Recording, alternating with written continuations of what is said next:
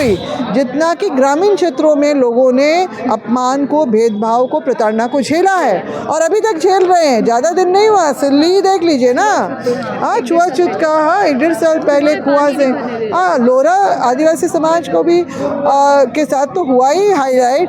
मेरे पास बजाबता हुआ कागज है जिसमें आदिवासी मुंडा समाज के लोगों ने लिख के वहाँ पर वो बवाल हो गया था, मतलब थाना तक मामला चला गया था। एक कुर्मी को डाल तो दिया था अंग्रेजों ने, तो फिर क्या कारण है कि 1921 में, जो 1911 में वो नहीं थे, 1901 में भी नहीं थे, मगर 1913 का जो नोटिफिकेशन में कैसे आ गए? तो फिर 1921 में फिर वो उनकी जनगणना कुणबी, क्षत्रिय, हिंदू के रूप में कैसे हो? जैसे बिहार और उड़ीसा जब एक साथ था तो उसमें ये इनको कहीं नहीं, आदिवासी लिस्ट में उसमें भी नहीं है ये, ठीक है। तो तब इन्होंने विरोध क्यों नहीं किया? अगर नहीं, इनके पूर्वज सच्चाई में रहे, उन्होंने कहा हम शिवाजी के वंशज हैं, हम क्षत्रिय हैं, हम पिछड़े नहीं हैं, हम कोल कुकुर भुरंग नहीं हैं, ये सब बातें जो भी आई होंगी तभी ना उनका विरोध उस समय हुआ। शिक्षा मंत्री गीताश्री उरांव आज हमारे बीच मौजूद है और आज एक प्रेस वार्ता रखी गई थी। 17 अक्टूबर को जो है प्रभात तारा मैदान में हुंकार महारैली का आयोजन किया गया है। मैडम लगातार कुर्मी जो है रेल टेका करने के बाद वो लगातार कह रहे हैं कि हमारी मांग जो है केंद्र से है और आप लोग प्रेस वार्ता कर रहे हैं, अलग अलग रैली निकाल रहे हैं। 12 तारीख को भी एक रैली है, इसे कैसे देख रहे हैं? देखिए, हाँ ये आयोजक जो हैं अलग अलग हैं।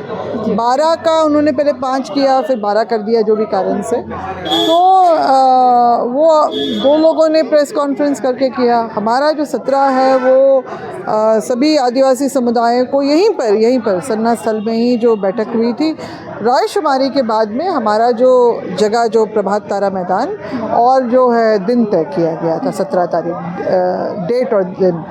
तो ये सब चीज़ को, और उन्होंने ये भी बातें कही कि हम लोग अपना जाके माहौल बनाने के लिए, ऐसे तो आक्रोश है ही इस बात को लेके, इस मांग को लेके, हम लोग भी जाके अपनी अपनी रैलियाँ जो हैं, और बिल्कुल तकरीबन हर रोज़ जो है अलग अलग जगह पे महाआक्रोश रैली हो रही है। तो ये देखिए, अभी जिस तरह का सैलाब जो है आक्रोश का, वो उभर के सामने आ रहा है। क्यों?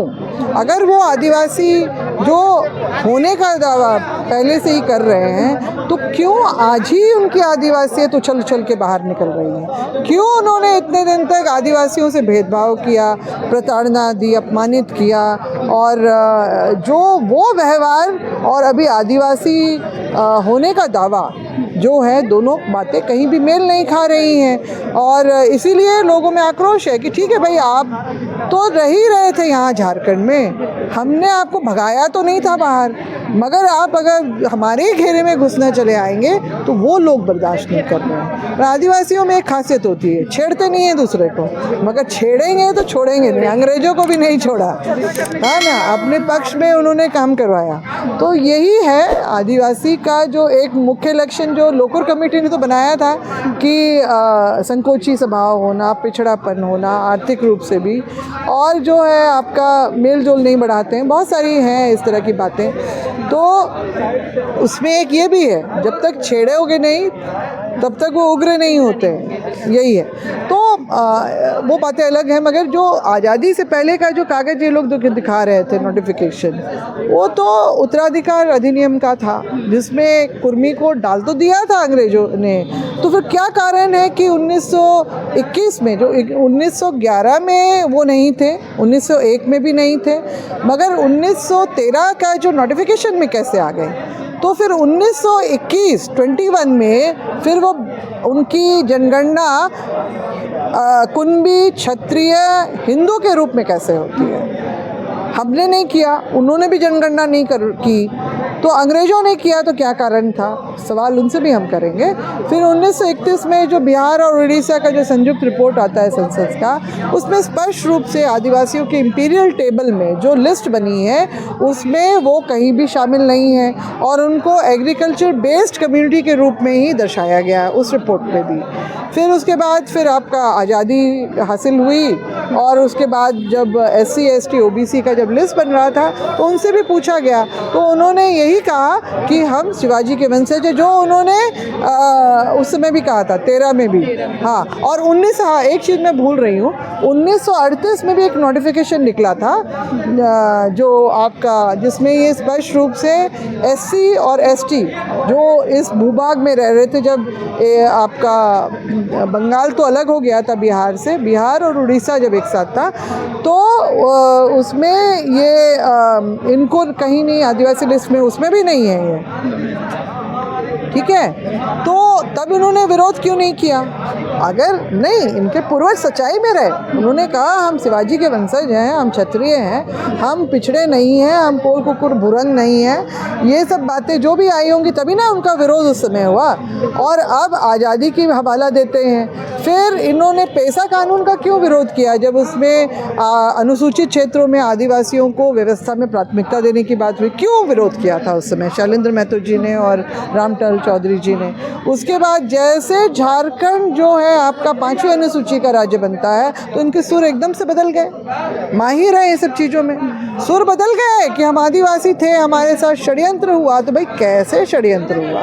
आप लोग तो इतने उन्नत और ये क्या प्रगतिशील समाज से रहे हैं, जहाँ पर 19वीं शताब्दी से ही आपके बड़े बड़े जो हैं कुर्मी क्षत्रिय महासभा के तहत जो अधिवेशन हुए, जिसमें देश भर में फैले हुए कुर्मी समाज के जो कुंबी, कर्मी, कंपा, पाटीदार और आपके कम्मा जो हैं कर्नाटक में, ये सब समुदाय के लोग शिरकत करते थे इनके अधिवेशन में। और इनकी बड़ी बड़ी योजना अपने सामाजिक सांस्कृतिक उत्थान के लिए जो बातें होती थी, उसी में तो 1994 के अधिवेशन में हज़ारीबाग के धर्मनाथ चौधरी ने ये बात कह दी कि 17वीं शताब्दी में मुसलमानों के आतंक से जब यहाँ पर प्रवेश किया हमारे पूर्वजों ने, तो संतालियों ने जो है उनको संरक्षण दिया और बचाया अपना मौसेरा भाई बता के।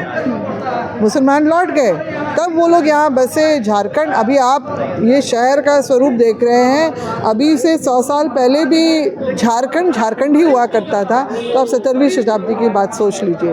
तो इस तरह की बातें जो है उन्होंने खुद ही कहा कि अर्धमानवों की जो संगति में रह के हमारे समाज का नैतिक पतन हो गया। एक बार वैसी बातें आती हैं और अब आप बोलते हैं कि नहीं हम आदिवासी, तो आदिवासी ही आदिवासी के बारे में इस तरह की बातें बोलेगा क्या? तो आप ज़बरदस्ती अपनी बातों को थोपना चाह रहे हैं राजनीतिक लाभ लेने के लिए, तो वो हमें बर्दाश्त नहीं होगा। क्योंकि ठीक है, शहर में या राजनेताओं को ये सब लोग उठते बैठते रहे, इस तरह की बातें उतनी महसूस नहीं हुई जितना कि ग्रामीण क्षेत्रों में लोगों ने अपमान को, भेदभाव को, प्रताड़ना को झेला है और अभी तक झेल रहे हैं। ज़्यादा दिन नहीं हुआ, सिल्ली देख लीजिए ना, हाँ छुआछूत का, हाँ 1.5 साल पहले कुआं से, हाँ लोरा आदिवासी समाज को भी के साथ तो हुआ ही हाईलाइट। मेरे पास बजाबता हुआ कागज़ है जिसमें आदिवासी मुंडा समाज के लोगों ने लिख के, वहाँ पर वो बवाल हो गया था, मतलब थाना तक मामला चला गया था कि मतलब कि कुआं से पानी नहीं देने के लिए सरकारी कुआं के सामने वो अपना दीवार खड़ा कर रहे थे। तो ये भी एक मामला है। फिर अभी 2.5 महीना पहले आपका, जिनको हम भगवान का दर्जा देते हैं, ना सिर्फ यहाँ के आदिवासी बल्कि देश भर में जितने आदिवासी हैं, वो किसी भी समुदाय, गोंड हो, भील हो, सभी भगवान बिरसा मुंडा का नाम से बिरसा ब्रिगेड चला रहे हैं। आपकी जानकारी में बताना चाहती हूँ। तो अब जैसे कि तो फिर ये सब चीज़ें हम लोग देख रहे हैं और उसके बाद जो है इनका लगातार ये जो हुरमुटीपन जो है कि नहीं हम तो हैं, हम तो हैं। डीएनए टेस्ट की भी बात हो रही है, उससे भी जो इनके मुख्य नेता लोग हैं ना, उन्हीं का डीएनए टेस्ट होगा, इसका उसका नहीं होगा।